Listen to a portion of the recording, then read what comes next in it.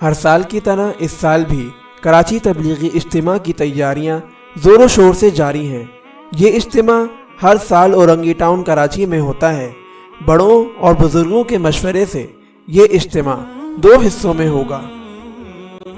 پہلا حصہ 4 فروری 2021 بروز بدھ بعد نماز عصر سے شروع ہوگا اور 6 فروری بروز جمعہ بعد نماز فجر بیان ہوگا اور اس کے بعد دعا ہوگی، اور اس طرح اجتماع کا پہلا حصہ ختم ہو جائے گا۔